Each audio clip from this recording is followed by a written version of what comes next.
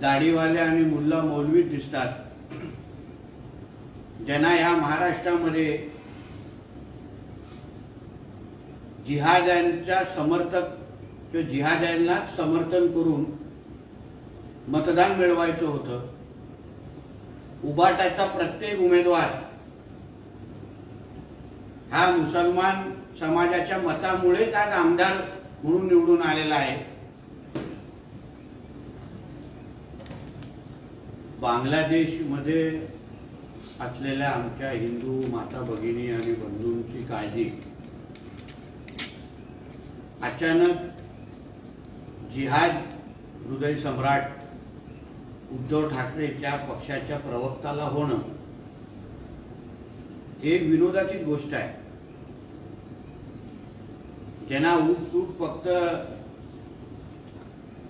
ह्यांनी जेवढा वेळ मुल्ला मौलवींबरोबर घालवला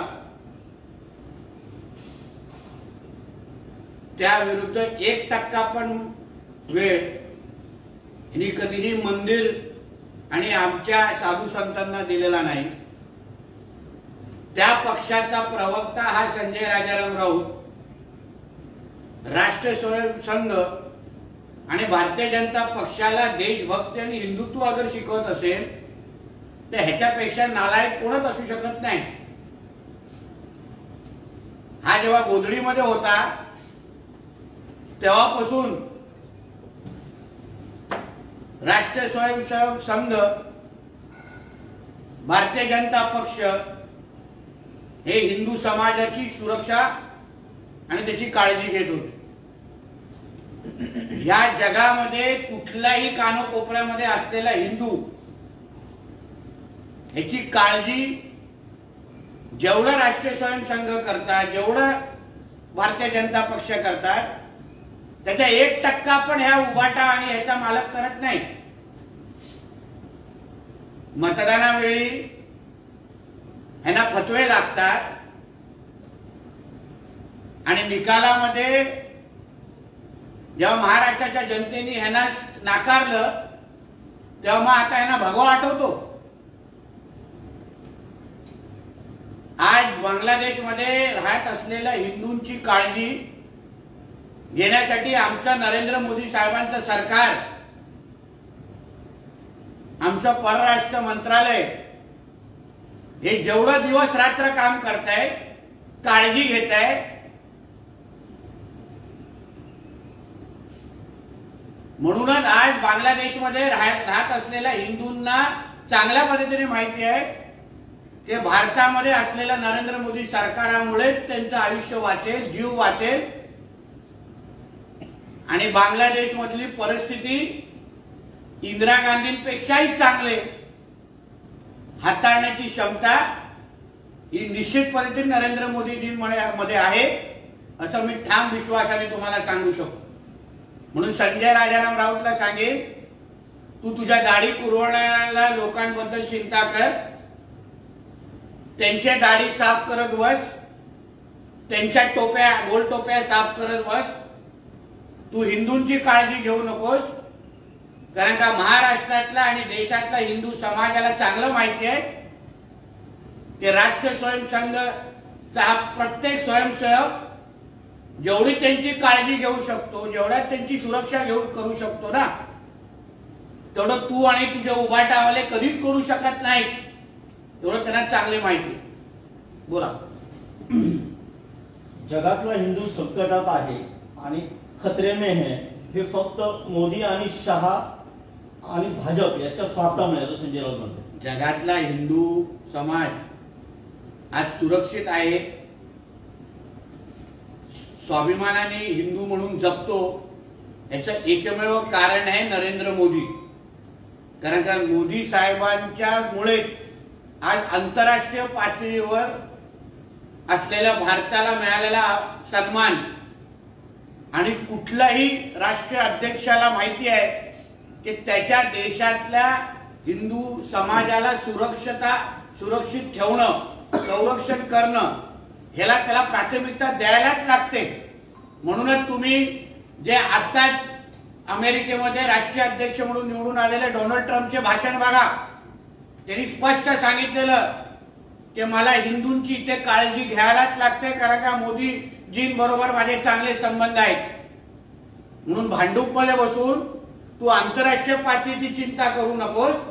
तुझ्या पक्षाचा आता जिहाद झालेला आहे, PFI झालेला आहे, ISI झालेला आहे, ह्याची पहिली चिंता कर आणि मग आमच्याबद्दल थोबाड उघड.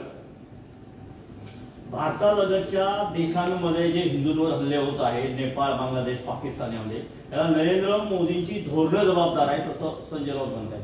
शेवटी ज्यांनी महाराष्ट्राची वाट लावली, मुंबईची वाट लावली, आज मुंबईमधला बांगलादेश करण्याचा कोण कारणीभूत आहे? तर ह्याचा मालक उद्धव ठाकरे आणि त्याची धोरणं. आज मुंबईमध्ये जेवढे बांगलादेशी आणि रोहिंग्या मुसलमान येऊन राहतात त्याला आश्रय देण्याचं काम हे उद्धव ठाकरेंनी आतापर्यंत केलेलं असा मला ठाम आरोप आहे.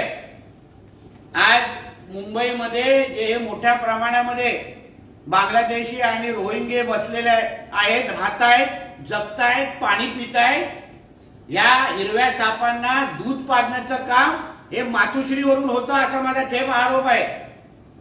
म्हणून नरेंद्र मोदीजी आणि अमित शहाजींवर आरोप करण्या अगोदर तुझ्या मालकाने जे हा मुंबई महाराष्ट्रामध्ये बांगलादेशी आणि रोहिंगे नावाचे जे साप, हिरवे साप आणून ठेवले आणि त्यांना जे रोज दूध पाजत बसतात त्यांना पहिला आवर, नाहीतर एक दिवस त्यांना ठेचून ठेचून मारण्याचं काम हे आमच्या माध्यमातून आम्ही करू.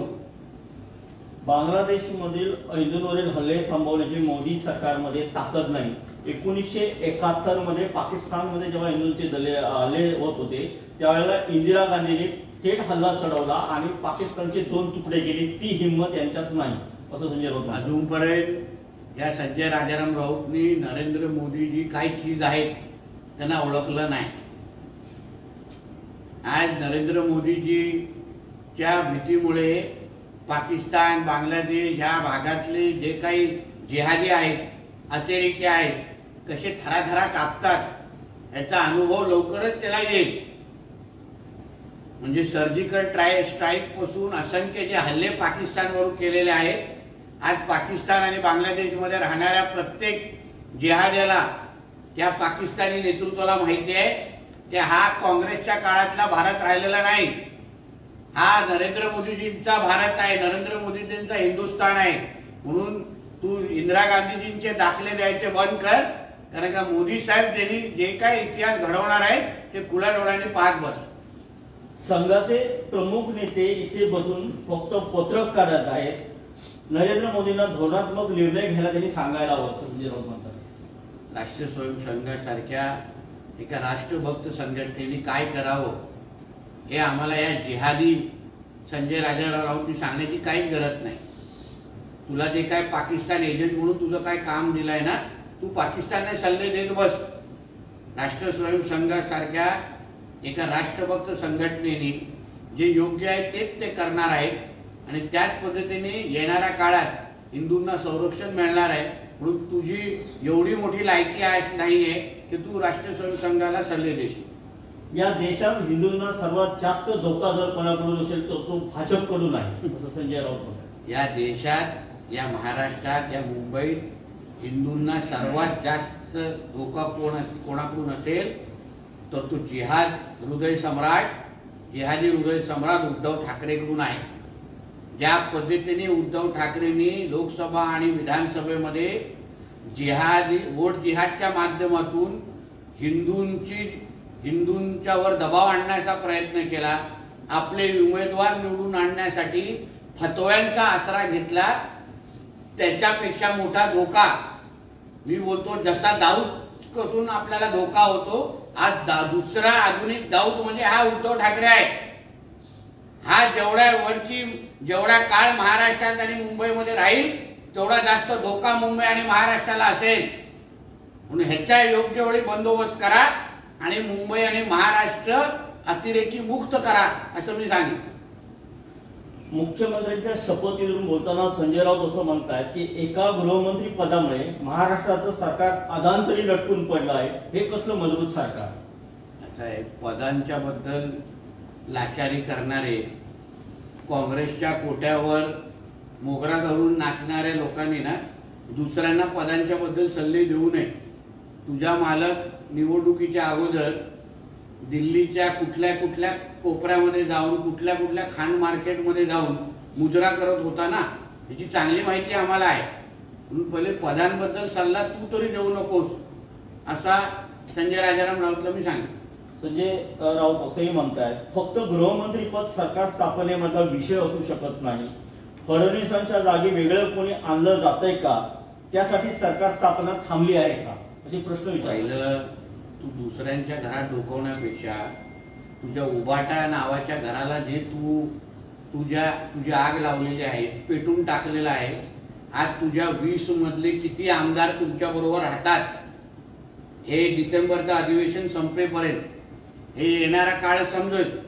अर्धे लोक तुमचा पक्ष सोडण्याच्या मूडमध्ये आहेत, त्यांनी छुपा समर्थन पण दिलेलं आहे. आता तू जात असताना 20 आमदार अधिवेशनाला जातील नागपूरला, पण येत असताना किती उभाटाचे आमदार येतील हे फक्त मोजत बस, तेव्हा कळेल. म्हणून पहिलं स्वतःच्या घराची आग पहिले मिटव आणि मग दुसऱ्यांच्या घरामध्ये डुंकून बघ.